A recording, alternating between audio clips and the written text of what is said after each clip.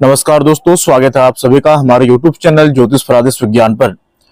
निःशुल्क जन्म कुंडली विश्लेषण कार्यक्रम के तहत एक नवीन जन्म कुंडली का विश्लेषण लेकर के आप सभी ज्योतिष प्रेमियों के समक्ष, आप सभी वेद प्रेमियों के समक्ष मैं उपस्थित हुआ हूं। आज की वीडियो के माध्यम से जिस जातिका की जन्म कुंडली का अध्ययन मैं आप सभी ज्योतिष प्रेमियों के समक्ष करने वाला हूं, वह जातिका है राजस्थान से। उनके द्वारा पूछे गए सामान्य प्रश्नों की चर्चा के साथ साथ ग्रह समुदाय की सामान्य चर्चा परिचर्चा के साथ इस जन्म कुंडली के विश्लेषण कार्यक्रम को हम समझने का प्रयास करेंगे।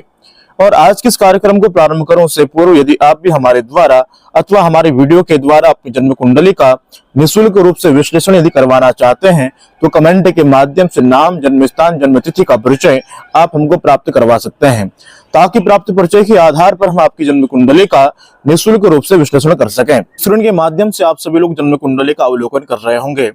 प्रायः मैं जिस प्रकार कहा करता हूं, किसी भी जातिका अथवा जातक की जन्म कुंडली का विश्लेषण करने से पूर्व लग्न, लग्नेश एवं राशि की स्थिति का विचार करना अत्यंत अनिवार्यदायक होता है।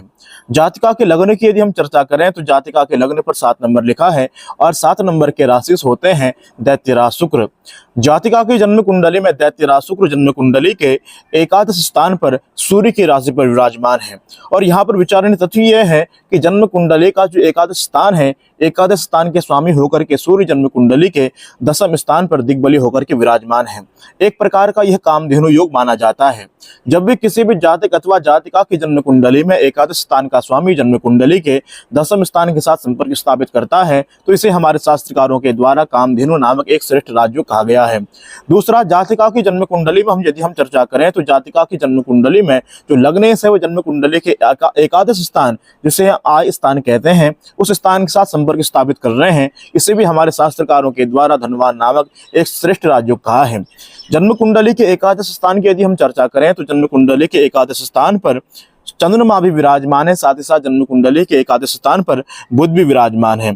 और साथ ही साथ यदि हम चर्चा करें तो जन्म कुंडली के एकादश स्थान पर शुक्र और बुध की युति के द्वारा सर्वश्रेष्ठ राजयोगों में से एक राजयोग लक्ष्मी नारायण नामक राजयोग का निर्माण हो रहा है। लेकिन यहाँ पर विचारणीय तथ्य यह है कि इस लक्ष्मी नारायण नामक राजयोग में जो बुध के अंश हैं वह 0 अंश हैं, इसलिए इस राजयोग का पूर्ण लाभ इस जातिका को प्राप्त नहीं हो पाएगा। अगर हाँ, यह जातिका यदि इस राजयोग का पूर्ण लाभ प्राप्त करना चाहती हैं तो इनको प्रत्येक बुधवार भगवान गणेश जी के 12 नामों के द्वारा गणेश जी को बुधवार के दिन दुर्वा अर्पित करनी चाहिए। दूसरा, एक निकृष्ट योग कहें तो जन्म कुंडली के एक द्वादश स्थान का स्वामी जन्म कुंडली के आय स्थान के साथ जब भी संपर्क स्थापित करता है तो ऐसी स्थिति में आय का संचय नहीं हो पाता, आय का संग्रह नहीं हो पाता।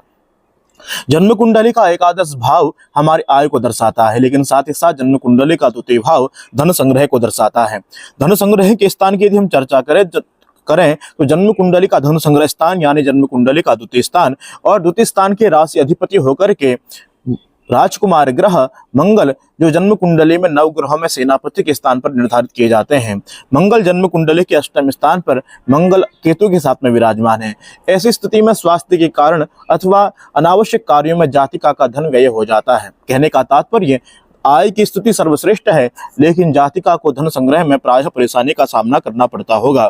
और साथ ही साथ हम विचार करें तो जातिका की जन्म कुंडली के 10वें स्थान पर चंद्रमा की राशि पर शनि विराजमान है, तो ऐसी स्थिति में घर परिवार को लेकर के जातिका के मन में अथवा कार्य क्षेत्र को लेकर के जातिका के मन में मानसिक तनाव हो सकता है। जन्म कुंडली के 7वें स्थान की यदि हम चर्चा करें तो जन्म कुंडली के 7वें स्थान पर बृहस्पति विराजमान है और मंगल की राशि पर। जन्म कुंडली के 7वें स्थान के राशि अधिपति होकर के मंगल जन्म कुंडली के 8वें स्थान पर केतु के साथ में विराजमान है, जहां पर द्वितीय स्थान पर बैठे हुए राहु की 7वीं दृष्टि जन्म कुंडली के 8वें स्थान पर बैठे हुए मंगल पर पड़ रही है। पाराशर होरा शास्त्र की हम चर्चा करें तो पाराशर होरा शास्त्र के शास्त्रकार कहते हैं, जब भी कोई कारक ग्रह अपने कारकत्व वाले स्थान पर अकेले विराजमान होता है तो कारको भावनाशय यह सिद्धांत कार्य करता है।